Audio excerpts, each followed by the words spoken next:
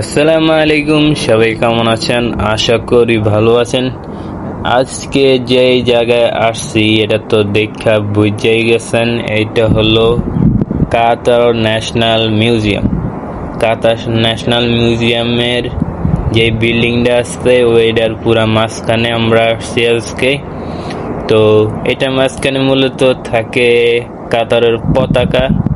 এই যে কাতার পতাকাটা দেখতেছেন উঠতেছে। তো আজকে আমরা আসছি কাতার ন্যাশনাল মিউজিয়ামটা দেখতে যত আতরাঙ্গি ততটাই বড়, অনেক বড় এটা মিউজিয়াম।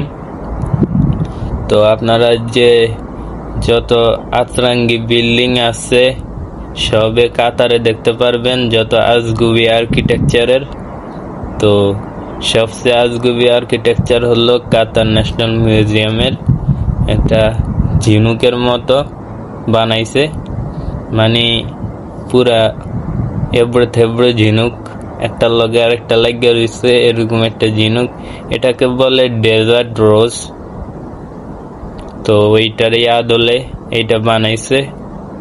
তো এইটা দেখতে দেখেন কত মানুষ আসছে, অনেক মানুষ আসছে। তো আমরাও আসছি এইটা দেখতে। এইটার ভিতরে মূলত আমরা এখনো ঢুকি নাই, ঢুকলে অবশ্যই ভিডিওটা দেব আপনাদেরকে। আপাতত আপনাদেরকে দেখাচ্ছি এটার মাঝখানের কি অবস্থা। তো এটা দেখতে পুরাই আতরঙ্গি। আজকে রোডটা পুরা ঠাটা মারার রোদ পড়তেছে আজকে। তো এই যে দেখেন দূরে এরা ঢুকতেছে। কাতারের যত আতরঙ্গি বিল্ডিং বানায় আল্লাহ জানে এরা কোন আর্কিটেকচার ধরে। তবে এটা খারাপও না, ভালোই। মানে যারা একটু অন্যরকম জিনিস পছন্দ করে, ইউনিক পছন্দ করে, তাদের জন্য এটা অসাধারণ।